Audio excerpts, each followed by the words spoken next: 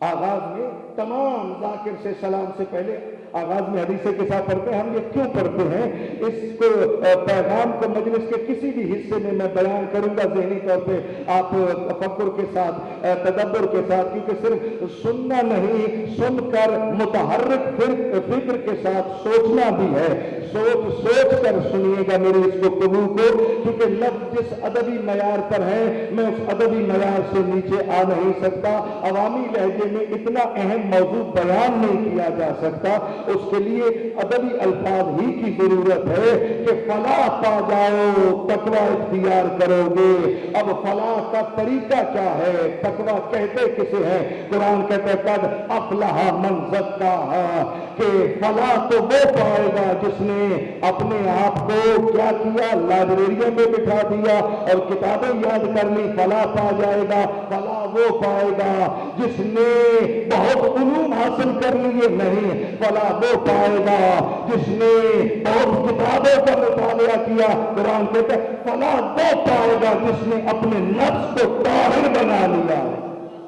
فلاح وہ پائے گا جس نے اپنے آپ کو پاک کر لیا ہے. تو اب فلاح کی منزل کی جو اصل شرط ہے وہ شرط ہے طاہر ہونا، وہ شرط ہے پاک ہونا.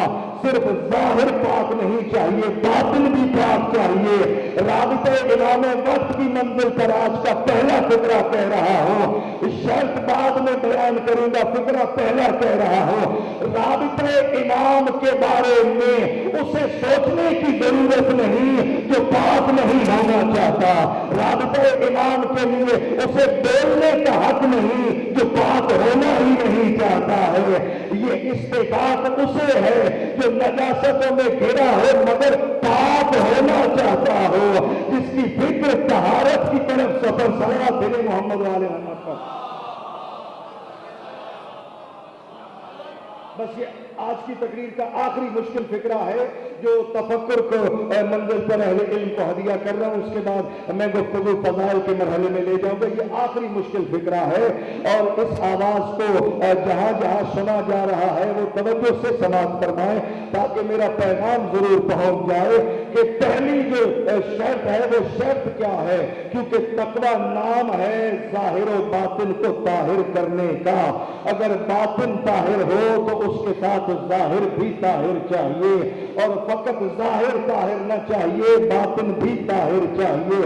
جب ظاہر و باطن طہارت کی منزل پر آتا ہے تو پھر یہ منزل تقویٰ بنتی ہے. جب تقویٰ کی منزل پر آ جائے اب وہ اس بات کا اہل بنتا ہے کہ اسے کہا جائے کہ اب صبر کرو، فرائض ادا کرو اور امامت سے رابطہ قائم کرو. جو ان منزلوں سے گزرا ہی نہیں ہے، قبلہ گزرا ہی نہیں ہے، اس کا امام وقت سے رابطہ روحانی کیسے ہو سکتا ہے جو نہ ظاہر پاک رکھتا ہے نہ باطن پاک رکھتا. صلوات بھیجیں محمد والے محمد پر.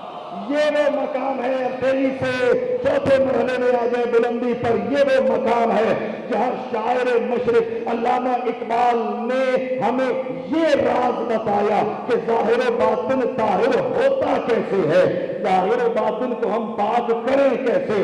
اقبال کہتے ہیں علم کا مقصود ہے پاکی عقل و خرد، فقر کا مقصود ہے عفت قلب و نگاہ. صلوات بھیجیں محمد والے محمد.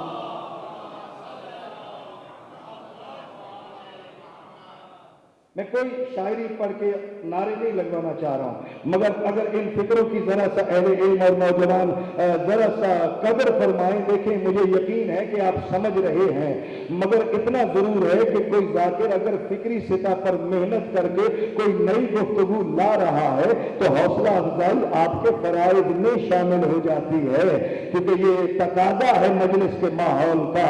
ادروائز مجھے تو اپنا فرض ادا کرنا ہے کہ میں پیغام آپ تک پہنچاؤں. اگر آپ سماعتوں کو بلند کر کے غور فرمائیں. اقبال کہتا ہے علم کا مقصود ہے باقی عقل و خرد.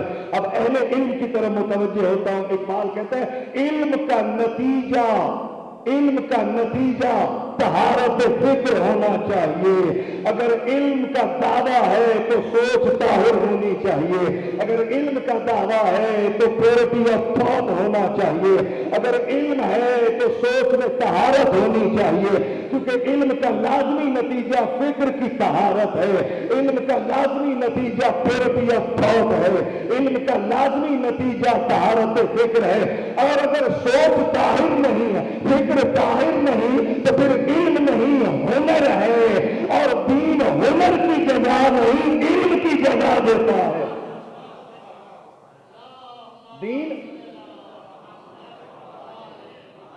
دین ہنر کی جگہ نہیں دیتا, دین علم کی جگہ دیتا ہے. اور علم کا لازمی نتیجہ طہارت فکر ہے. علم کا لازمی نتیجہ پیورٹی آف تھاٹ ہے. میرے مولا علی نے نہج البلاغہ میں فرمایا لا تجعلوا علمکم جہلا, خبردار اپنے علم کو جہالت نہ بنا لینا. میں نے کہا مولا علم جہالت کیسے بنتا ہے؟ ایک جاہل پڑھ لکھ کر عالم تو بن سکتا ہے, پڑھا لکھا عالم جاہل کیسے ہو سکتا ہے؟ جہالت تو علم میں بدل سکتی ہے, لیکن علم جہالت کیسے ہو جاتا ہے؟ علی فرماتے اگر کسی کا علم دیکھنا ہے تو یہ نہ دیکھو تقریریں کتنی اچھی کر رہا ہے. اگر کسی کا علم دیکھنا ہے یہ نہ دیکھو لائبریریاں کتنی بڑی بنا رکھی ہیں. اگر کسی کا علم میں تو حقائق بیان کر رہا ہوں, تمہیں عالم سرمدی نہیں سنا رہا, معاشرے میں کھڑے ہو کر بات کر رہا ہوں. علی کہہ رہے کسی کا علم دیکھنا ہے تو یہ نہ دیکھو تفسیریں کتنی جانتا ہے, عربی اور انگریزی کتنی جانتا ہے. کسی کا علم دیکھنا ہو یہ نہ دیکھو مطالعہ کتنا کر رکھا ہے. علی کہتے ہیں کسی کا علم دیکھنا ہو یہ نہ دیکھو کتابیں کتنی مصنف تصنیف کی ہیں. علی کہتے ہیں اذا علمتم فاعملوا, اگر کسی کا علم دیکھنا ہے تو اس کے کردار پر نظر کرو. اذا علمتم فاعملوا, اگر کسی کا علم دیکھنا ہے تو کردار پر نظر کرو. اگر کردار علم کے مطابق ہے تو علم ہے, اور اگر کردار اور علم میں تضاد ہے تو علم خود جہالت ہو جاتا ہے. صلوات بھیجے محمد والے.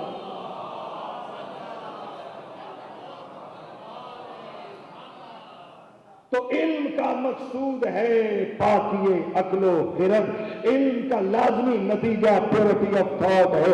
اور میں پھر ایک بار نوجوانوں سے اجازت لے کر اب اہل علم کی بلند افکار کی سطح پر جا کر ایک بین الاقوامی فکرہ, اور یہ تفکر کا آخری فکرہ, تیسرا اور آخری فکرہ کہہ رہا ہوں, تفکر کی منزل پر اہل علم کی خدمت میں اور انہی سے دعا داد لوں گا اور حوصلہ افزائی کی امید رکھتے ہوئے.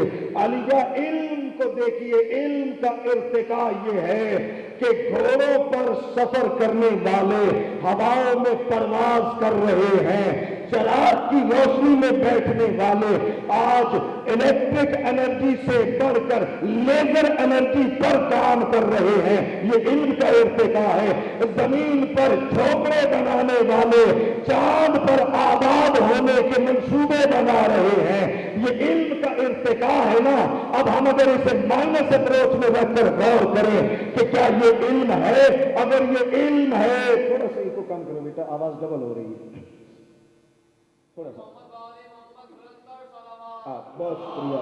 دیکھیں یہ ساؤنڈ آپریٹر, کیمرہ مین, یہ مجلس کے خدمت گزار ہیں اور یہ ان کا کام بھی اس وقت بصورت عبادت ہے.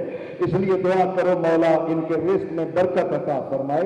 شکر گزار ہوں ان کی خدمات کا, اور آپ سب کے لیے دعائیں کرتے ہوئے کہ علم زمین سے جھونپڑوں سے اٹھ کر چاند پر پہنچ گیا اور مریخ کی طرف جانے کے لیے تیاری کر رہا. یہ علم کا ارتقاء ہے نا. مگر ہم یہ دیکھتے ہیں اس علم کے ارتقاء کے باوجود ہم یہ غور کر, صلوات بھیجیں محمد علیہ,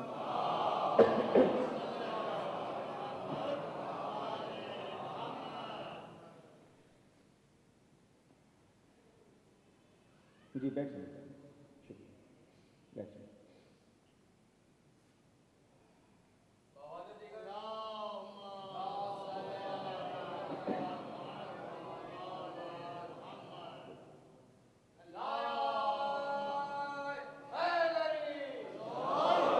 بہت شکریہ آپ کا.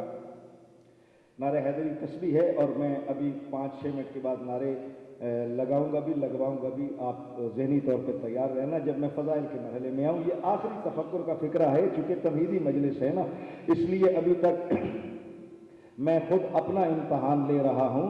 تفکر کی منزل پر اقبال کہتے ہیں کہ علم کا لازمی نتیجہ پیورٹی آف تھاٹ ہے، کہ اگر علم ہے تو فکر میں طہارت ہونی چاہیے، سوچ میں طہارت ہونی چاہیے. اب پوری دنیا اس وقت دعوی علم کر رہی ہے، بچہ اپنے فکر میں صاحب علم ہے، مگر ہم یہ دیکھتے ہیں انسانی معاشرے میں کہ بڑی طاقتیں چھوٹی طاقتوں پہ حملے کر رہی ہیں، چھوٹی طاقتیں اپنے سے چھوٹی طاقتوں کا استحصال کر رہی ہیں. ترقی یافتہ اقوام، ترقی پذیر اقوام کے حقوق غصب کر رہی ہے.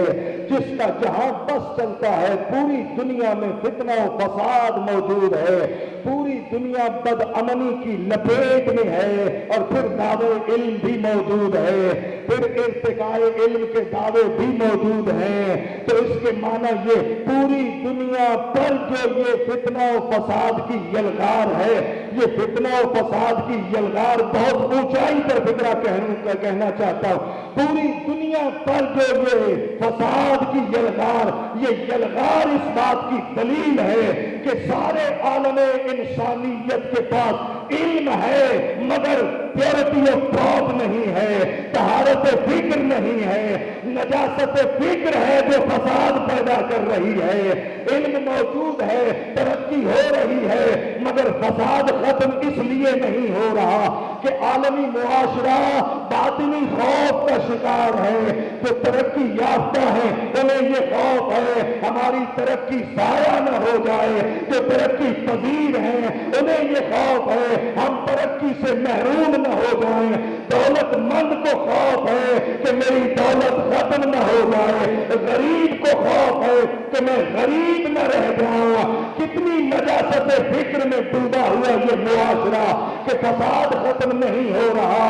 تو پھر میں کہوں جملہ، چلے میرے ساتھ 1400 سال پہلے اس مقام پر جہاں کائنات کا رسول عالمی مسائل حل کرنے آیا تھا. وہ رسول اپنی نماز سے بھی پہلے ایک دروازے پر کھڑا ہے اور آیت تطہیر کی تلاوت کر رہا ہے. یہ تلاوت باپ بن کر بیٹی کے دروازے پر نہیں کر رہا. رسول جانتا ہے عالمی معاشرہ نجاست فکر میں مبتلا ہو جائے گا، اس لیے 1400 برس پہلے انہیں طہارت کا دروازہ دکھا رہا ہے. 1400 برس پہلے کہ عالمی معاشرہ نجاست فکر کا شکار ہو جائے گا، اس لیے انہیں طہارت کا دروازہ دکھا رہا ہے. ایسا نہ ہو کہ ہر مذہب عبادتیں کرتے ہوئے نجاست فکر کا شکار نہ ہو جائے، اس لیے طہارت کا دروازہ پہلے دکھایا. یہ میری بیٹی کے گھر کا دروازہ نہیں، یہ عالمی معاشرے کے لیے طہارت فکر کا در ہے. کائنات میں دولت کہیں سے بھی مل سکتی ہے، تخت و تاج کہیں سے بھی مل سکتا ہے، اقتدار کہیں سے بھی مل سکتا ہے، حکومت کسی بھی وسیلے سے مل سکتی ہے، مگر طہارت نہیں مل سکتی جب تک فکر کرے آل محمد سے نہ آ جائے. کسی بھی دروازے سے تمہیں دولت مل سکتی ہے مگر طہارت نہیں مل سکتی سوائے در زہرا کے. اور اب میں ذاکری کا فکرہ کہہ رہا ہوں، مشکل مرحلے سے میری گفتگو نکل آئی. فضائل کی منزل پر پہلا فکرہ کہہ رہا ہوں اور ذاکری کے فکرے پر داد مانگ کر لینا حق بنتا ہے. اس لیے کہ جب میں آیتیں پڑھوں تو میری کوئی محنت نہیں ہے، وہ اللہ کا کلام ہے. اگر نہج البلاغہ پڑھوں میری کوئی محنت نہیں ہے، اس لیے کہ علی کا کلام ہے. اگر صحیح بخاری پڑھوں تو میری کوئی محنت نہیں ہے، اس لیے کہ رسول کی حدیث ہے. لیکن جب ذاکری کا فکرہ کہا جائے تو وہ میرے تفکر کی محنت ہے، اور کسی کی محنت کوئی مومن ضائع نہیں کرتا ہے. اس امید کے ساتھ فکرہ کہہ رہا ہوں، ہم جو اپنی مجلس میں تقریب سے پہلے، ذاکر سے پہلے، سلام سے پہلے حدیث قصہ پڑھتے ہیں، وہ اس لیے نہیں کہ یہ شیعہ मजहब की रस्म है, इसलिए पढ़ते हैं कि हदीस किसा तहरीर का, तहारत का पैगाम है। हम दुनिया को ये बताते हैं कि मजलिस हुसैन सियासी जलसा नहीं है, तहारत का पैगाम दे रही है। मजलिस हुसैन तहारत का बहुत शुक्रगुजार अहले। मजलिस हुसैन तहारतों का पैगाम है और उस पैगाम की आगाज हम आयत तबहीर से करते हैं। इसलिए वरना हमारे मजहब से ज्यादा कारी कुरान किसी के पास नहीं है, क्योंकि दुनिया में मस्जिदों में कुरान पढ़ा, हमने लोग सुना पर कुरान पढ़ा। हमसे बड़ा कोई, हमारे मजहब से बड़ा कोई हाफिज कुरान किसी के पास नहीं है, इसलिए कि दुनिया के हाफिज कुरान सीने में कुरान हिफ्ज करके रखते हैं। हमारे पास वो हाफिज कुरान है जिसे ये सनद है कि अली कुरान के साथ है, कुरान अली के साथ है। मगर फिर भी हम मजलिस के आगाज में तिलावत करने के बजाय हदीसे के साथ क्यों पढ़ रहे हैं? इसलिए पढ़ रहे कि हम आलमी मुआशरे को पैगाम तहारत दे रहे हैं। हम बाशऊर कौम हैं, हम शऊर रखते हैं कि अगर आजान और नमाज का मसला हो तो लोगों की मस्जिदें बटी हुई हैं। एक फिरका दूसरे फिरके की मस्जिद में नहीं जा सकता, दूसरा फिरका तीसरे फिरके की मस्जिद में नहीं जा सकता, और अगर कोई दूसरा मजहबी हुक्म हो तो फिरकों में बटे हुए एक फिरका दूसरे फिरके की इबादत गाह में नहीं जाता, तो फिर तहारत का पैगाम दिया कैसे जाए? कायनात में मजलिस हुसैन वो वाहिद शय है जो फिरका वारियत से बुलंद है कि किसी का फिरका कुछ भी हो वो हमारी मस्जिद में आए या नहीं, मजलिस हुसैन में आ सकता है। और कर रहे हैं ये फिक्रा मैंने बड़ी मेहनत से हदिया किया है, जो फिक्रा अब मैं कह रहा हूं कि आलमी मुआशरे के सारे मज़ाहिब को अगर कोई हिंदू हो तो हिंदू होने की वजह से हमारी मस्जिद से परहेज कर सकता है, मजलिस हुसैन में आने से कोई नहीं रोकता। अगर कोई सुन्नी है तो वो शिया मस्जिद में क्यों आना चाहेगा, लेकिन सुन्नी होते हुए मजलिस हुसैन में जरूर आ सकता है। हम जानते हैं मजलिस हुसैन वो इज्तिमा है जिसमें आलमी मज़ाहिब के लोग आ सकते हैं, इसलिए हम हदीसे के साथ पढ़कर सारी दुनिया के मज़ाहिब को ये पैगाम देते हैं कि तुम्हारे मज़ाहिब की ताज़ीम एहतराम अपनी जगह, मगर सोच को ताहिर करने के लिए बड़े ज़हरा से रजू करो।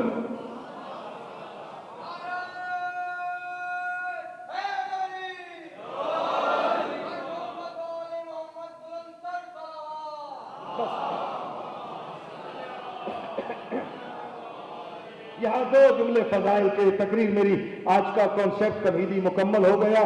पैगाम तहारत के साथ इकबाल कहता है, इल्म का मकसूद है पाकी अक्लो खिरद, फक्र का मकसूद है इफ़्फ़त क़ल्बो नित। और इकबाल के कलाम की नफासत तो देखें, उसने बातिन की तहारत के लिए लफ्ज़ इफ़्फ़त इख्तियार किया। किबला इफ़्फ़त का लफ्ज़ बातिन की तहारत के लिए इकबाल ने चुना। क्यों? इसलिए कि एक मुश्किल सा फिक्रा मैं कहूंगा और सिर्फ फिक्रा कहूंगा अगर कदर फरमा सके। आलिजा औरत का जौहरे निस्वानियत हुस्न है, मर्द का जौहरे मर्दानगी इफ़्फ़त है। इफ़्फ़त कल्बो निगाह दीने मोहम्मद मुस्तफ़ा में इकबाल का पैगाम, दीने मोहम्मद मुस्तफ़ा में मर्दानगी का मयार पहलवानी नहीं है, मर्दानगी का मयार बातिन की पाकीज़गी है। जिसका दिलो निगाह जितना पाक उतना बड़ा मर्द, जिसका दिलो निगाह जितना पाक उतना बड़ा मर्द। मर्दानगी का मयार मजहब अहले बैत में जिस्मानी ताकत नहीं है कि जो पहलवान है वो मर्द है और जो पहलवान नहीं वो मर्द नहीं है। दीन अहले बैत कहता कि जिसका बातिन जितना ताहिर है, जितना बातिन पाक है, उतना बड़ा मर्द, जिसके दिलो निगाह जितने पाक उतना बड़ा मर्द। अब मैं कहूं फदाइल का फिक्रा और मैं मान कर नारा लूंगा इस फिक्रे पर, फजीलत की मंजिल पर, इसलिए कि मैं फकीरों की तरह नहीं मांगूंगा, ऐसे मांगूंगा जैसे मोमिन तबर्रुक मांगता है, तबर्रुक की तरह मांग कर नारा लूंगा। कलेजा लगा कर फदाइल का पहला फिक्रा कह रहा हूं। मदद अहले बैत में मर्दानगी का मयार ये कि जो जितना ताहिर है उतना बड़ा मर्द, जो जितना पाक है उतना बड़ा मर्द, जो जितना ताहिर है उतना बड़ा मर्द। अब मैं क्या करूं कि रसूल ने 1,40,000 के लश्कर में कहा था कल मैं उसे अलग दूंगा जो मर्द होगा, कल मैं उसे अलग दूंगा।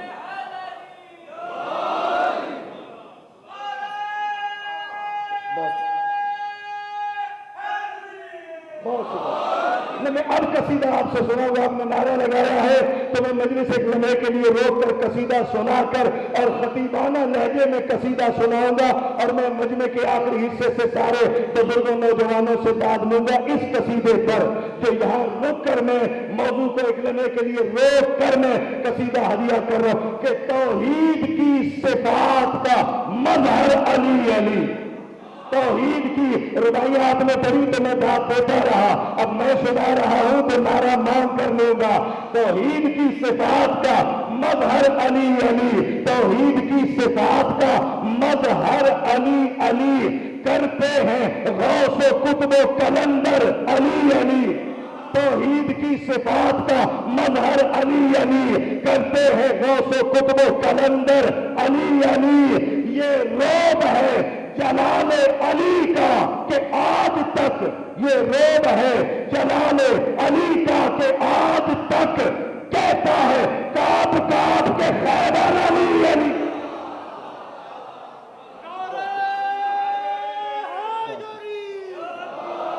इतनी बुलंद सलवात भेजे मोहम्मद वाले। बिस्मिल्लाह।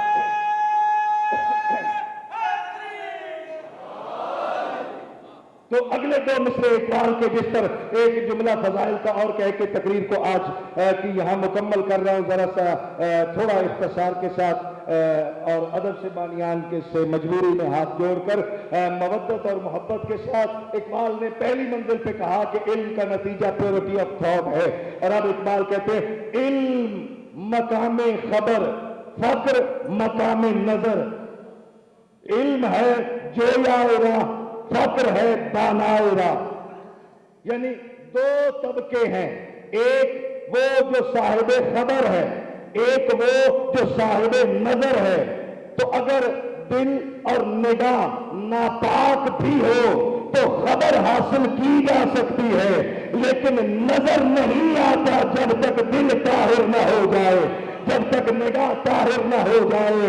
और मैं यहाँ रुक कर ये लफ्ज़ कह रहा हूँ कि देखिए, अगर जिस्म नापाक हो जाए तो गुस्ल करके ताहिर हो जाएंगे, कपड़ा नापाक हो जाए धो के ताहिर करोगे, बर्तन नापाक हो जाए धो के ताहिर करो। अगर किसी का दिल नापाक हो जाए, दिल नापाक हो जाए, दिल नापाक, तो ताहिर कैसे करोगे?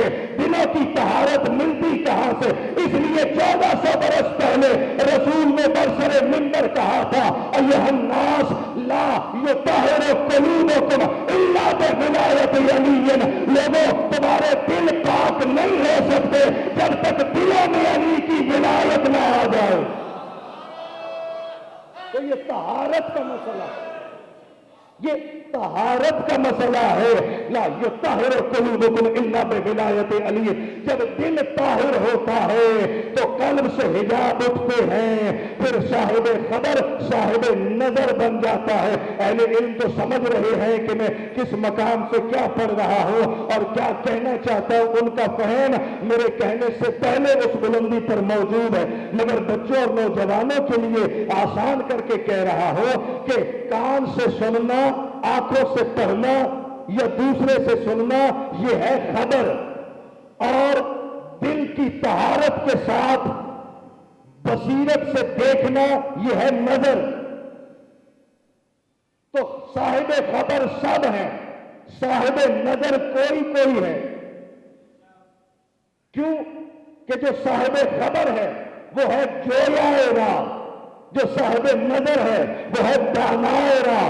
یعنی ایک وہ ہے جو صراط مستقیم ڈھونڈ رہا ہے، ایک وہ ہے جو صراط مستقیم دیکھ رہا ہے. ذاکری کی محنت کے ساتھ فکرہ کہہ رہا ہوں اور تقریر میری ختم ہو رہی ہے اس آخری فکرے پر. ایک وہ ہے جو صراط مستقیم ڈھونڈ رہا ہے، ایک وہ ہے جو دیکھ رہا ہے. اور قبلہ اس باشعور دور میں غور کرو، یہ مذہب کا جھگڑا نہیں، خبر اور نظر کا جھگڑا ہے. کہ جو صرف خبر رکھتا ہے وہ صراط مستقیم ڈھونڈ رہا ہے، جو نظر رکھتا ہے وہ دیکھ رہا ہے. تو جو ڈھونڈ رہا ہے وہ کہتا ہے اہدنا الصراط المستقیم، پروردگار دکھا مجھے صراط مستقیم. اور جو دیکھ چکا ہے وہ کہتا ہے مجھے قائم رکھ صراط مستقیم، قائم رکھ صراط مستقیم پر. تو خبر اور نظر کا جھگڑا ہے، یہ مذہب کا مسئلہ نہیں ہے.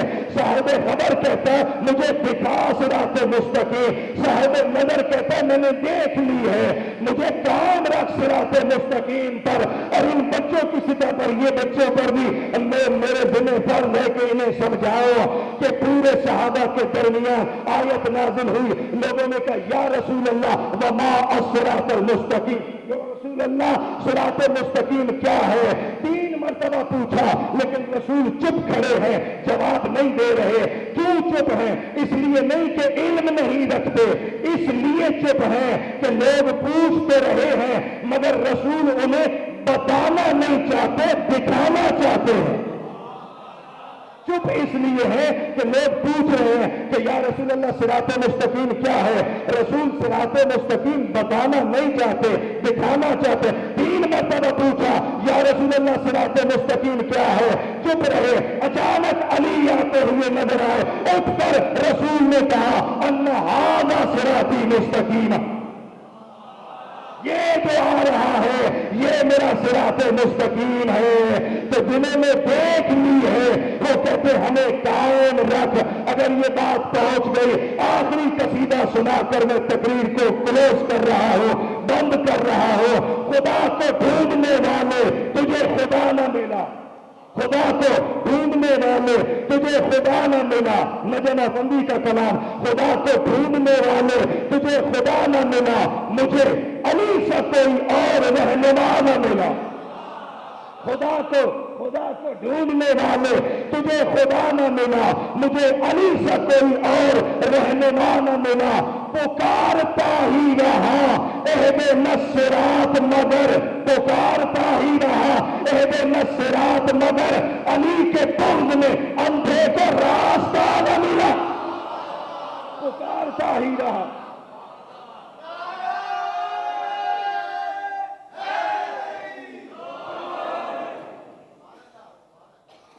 ہاں، یہ بانیان کی طرف سے گزارش ہے پورے مجمع سے کہ آج مجلس تھوڑی سی تاخیر سے پہلی تھی تو ہوئی، اور کل انشاءاللہ مجھے یقین ہے اگر آپ وقت مقررہ پر تشریف لے آئے تو میں انشاءاللہ ٹھیک 9 بجے ممبر پر آپ کی خدمت میں حاضر ہو جاؤں گا، تاکہ اس کے بعد بھی جو ایک آدھ مجلس ہوتی ہے میں اس میں بھی وقت پر پہنچ سکوں.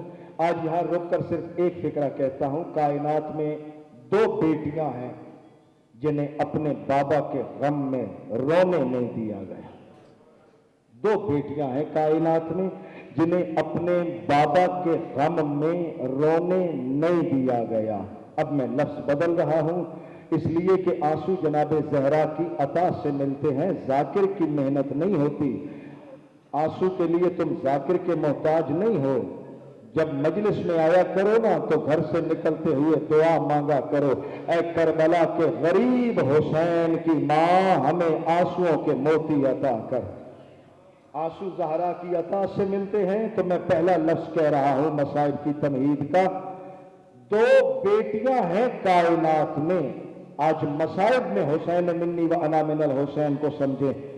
2 بیٹیاں ہیں جو اپنے بابا کو روئی تو امت نے رونے پر پابندی لگائی ہے. ایک فاطمہ محمد کی بیٹی ہے، ایک حسین کی بیٹی سکینہ ہے. आधी रात को सिपाही आए, आबिद बीमार को तुझे हाकिम के दरबार में तलब किया है। जब सज्जाद को लेकर चले हैं ना, अली की बेटी एक बार नमाज में सजदे में चली गई। अब मैं लफ्ज कह रहा हूं कि जिंदान में मुसल्ला कहां से लेकर आती ज़ैनब, जिस ज़ैनब को सर के लिए चादर नहीं मिली, नमाज के लिए मुसल्ला कहां से मिलता। रात पर सजदे में गिर कर कहती है, परवरदिगार खैर करना, इससे पहले दिन में दरबार में जाते थे, आज सज्जाद को आधी रात को दरबार में। हाकिम वक्त के सामने, ऐ कैदी बीमार, या मौला मुझे अदब के लफ्ज़ अता कर, अहले अदब यहां मौजूद है। ऐ कैदी, ये बताओ जिंदान में वो कौन सी बच्ची है जो आधी रात को तड़प तड़प कर रोती है और हाकिम की नींद खराब होती है। उस वक्त पूरे दरबार पर निगाह डालकर सज्जाद ने कहा, मुझे तुम सब इतना बताओ, क्या पूरे भरे दरबार में कोई साहिब औलाद नहीं है? सारे दरबार ने कहा, कैदी हमारे बेटे भी हैं, हमारी बेटियां भी हैं। सज्जाद कहते हैं, तुम्हें शर्म नहीं आती? एक 4 साल की बच्ची है जिसे अपने बाबा के लाशे से तमाचे मार के उठाया गया, वो अपने बाबा को रो रही है और तुम उसके रोने पर पाबंदी लगा रहे हो। उस वक्त हाकिम ने कहा, ऐ कैदी खबरदार, हम कुछ नहीं जानते, हम जिसे ये कह रहे हैं उस बच्ची से कहो आज के बाद दिन में रोया करे, रात में न रोया करे। सज्जाद ने कहा, अच्छा अगर तुम चाहते हो ना, मीर अनीस का मरसिया है जिसे नस्र में बयान कर रहा हूं, अच्छा अगर तुम चाहते हो ना कि वो बच्ची अपने बाबा को न रोए, तो फिर ऐसा करो, मेरे बाबा का सर मुझे दे दो। वो अपने बाबा के लिए तरस रही है, अपने बाबा के सीने पर सोने की आदि थी, मेरे बाबा का सर दे दो। जनाब हुसैन का सर लेकर सज्जाद जिंदान में, जैसे ही जिंदान के दरवाजे पर आए, अली की तीनों बेटियां उठकर खड़ी हो गई। ज़ैनब कहती है, सज्जाद पहले मेरे हुसैन का सर मुझे देना, मैंने आखिरी वक्त में ज़ीन पर बिठाया था हुसैन, पहले सर हुसैन मुझे देना। कुलसूम कहती है, सज्जाद मैं तो जी भर के अलविदा भी नहीं कर सकी थी, पहले सर हुसैन मुझे देना। पहलू में रुकैया खड़ी है, अब्बास की बहन। कुलसूम कहती है, रुकैया तुम चुप क्यों हो?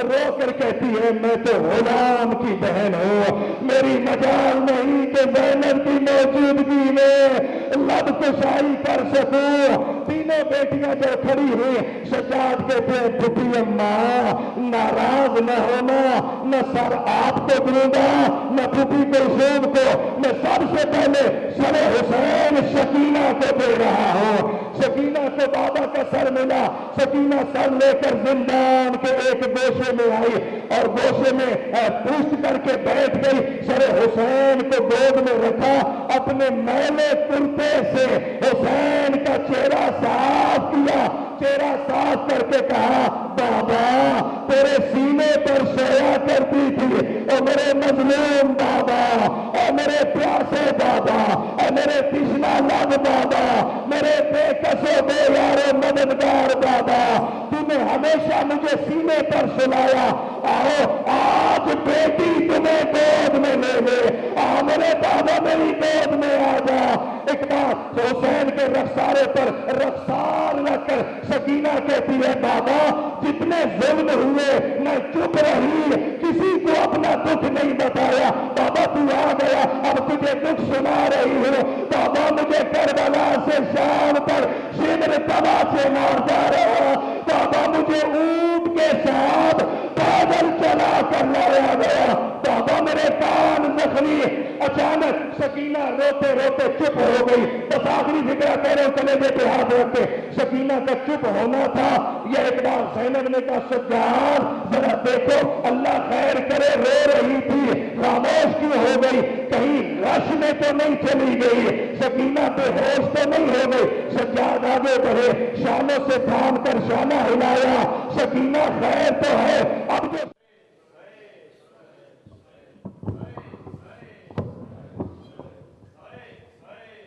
ہم ملتمس ہیں اراکین انجمن العباس رضویہ پارٹی سے کہ وہ فرش شہزا پہ آ کر جناب سیدہ کو ان کے مظلوم لال کا پوسٹر دیں. انجمن العباس رضویہ پارٹی. رو کر سکینہ شام کے زندہ میں مر گئی،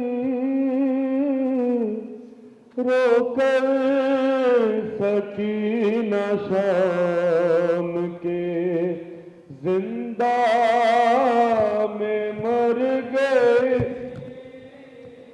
بانوں کے دل پہ گویا قیامت گزر گئی،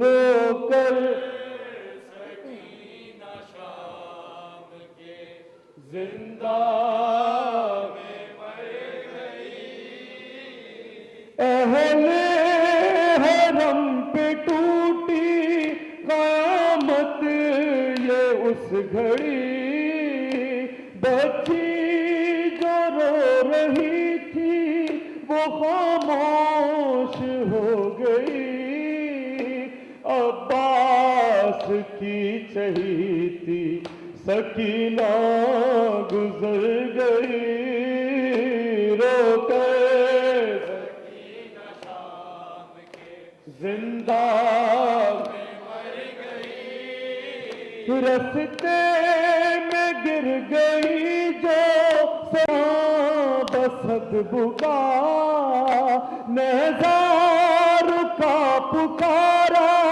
سر شاہ کربلا، زینب کرو تلاش سکینہ کدھر گئی، رو کر سکینہ شام کے زندہ میں مر گئی، حیوان پر نہ کوئی کرے ظلم اس طرح، شمرے لعین چھینے تھے گوہر وہ جس طرح، ننھی قمیض خون میں سکینہ کی بھر گئی، رو کر سکینہ شام کے زندہ میں مر گئی، اب کیسے ماں پھوپھی کو قرار آئے گا بھلا، بانو یہ رو کے بولی سکینہ تیری قضا، ویران قید خانے کو ویران کر گئی، رو کر سکینہ شام کے زندہ میں مر گئی، لکھا ذکی نے ہے یہ نوحہ سکینہ کا، اس کو لحد میں دیتا رہے گا خدا جزا، سرور کے غم سے اپنی تو قسمت سنور گئی، رو کر سکینہ شام کے زندہ میں مر گئی، دن ڈھل گیا ہے بڑھے شام کے سائے، عباس نہ آئے، دن ڈھل گیا ہے بڑھے شام کے سائے، عباس نہ آئے، ہے گھر میں بپا محشر، دریا سے کوئی جا کر اموں کی خبر لائے، عباس نہ آئے، دن ڈھل گیا ہے بڑے شام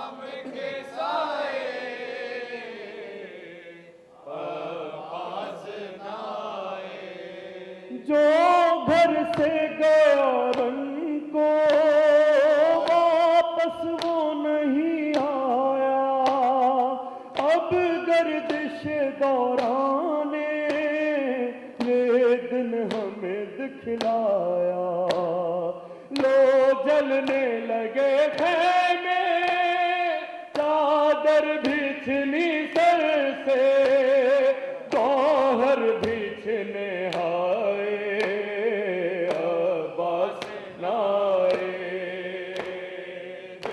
ڈھل گیا بڑے شام کے سائے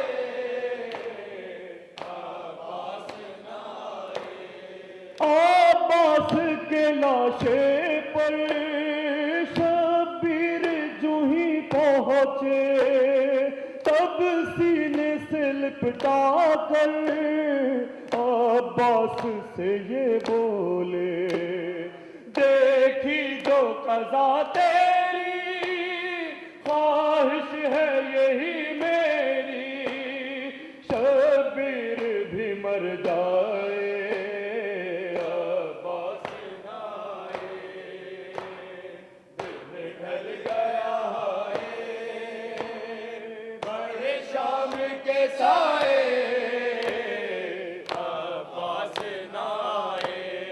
غازی نے کہا لاشا خیمے میں نہ لے جانا ہوں آج سکینہ سے شرمندہ بہت آقا کیا دوں گا جواب اس کو جب پوچھے گی وہ رو رو پانی نہ چچا لائے عباس نائے دن ڈھل گیا ہے بڑے شام کے سائے عباس نائے القصہ غریبوں کی وہ شام جو ہی آئی رخ کر کے سوئے دریا زینب نے کہا بھائی دنیا نے یہ ایزا دی کل تک تھی جو شہزادی سر ننگے وہ ہو جائے عباس نائے دن ڈھل گیا ہے بڑے شام کے سائے عباس نائے کہہ دے کوئی اب جا کر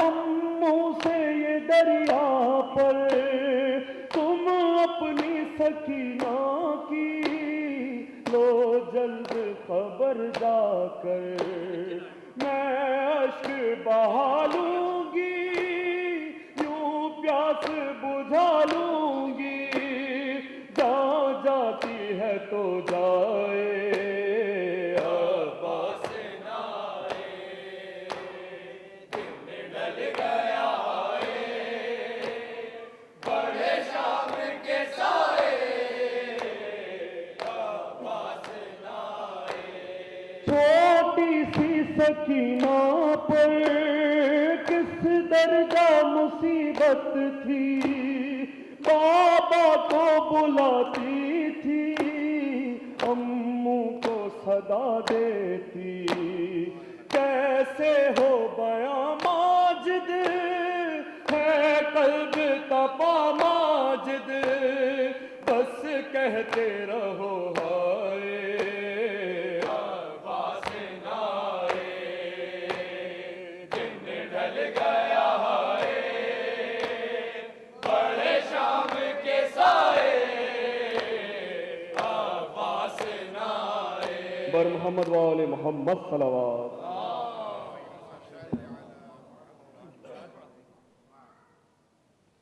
متوجہ زیارت السلام علیک یا نبی اللہ السلام علیک یا رسول اللہ السلام علیک یا رحمت للعالمین السلام علیکم ورحمۃ اللہ وبرکاتہ السلام علیک یا مولا یا ابا عبداللہ السلام علیک یا ابن رسول اللہ السلام علیک یا ابن امیر المؤمنین وابن سید الوصیین السلام علیک یا ابن فاطمة الزہراء سیدۃ نساء العالمین السلام عليك يا جميع الشهداء كربلاء خصوصا يا أبي فضل العباس بن أمير المؤمنين. السلام عليكم ورحمة الله وبركاته. السلام عليك يا مولاي يا غريب الغرباء. السلام عليك يا معين الضعفاء والكبرى. السلام عليك يا شمس الشموس ويا أنيس النفوس أيها المدعون بأمر القدوس السلطان العرب والعجم يا أبو الحسن علي بن نصر الله. السلام عليكم ورحمة الله وبركاته. السلام عليك يا مولاي يا صاحب العزم والتمام الأمان. السلام عليك يا خليفة الرحمن. السلام عليك يا شريف القرآن. السلام عليك يا إمام الإنس والجان عبد الله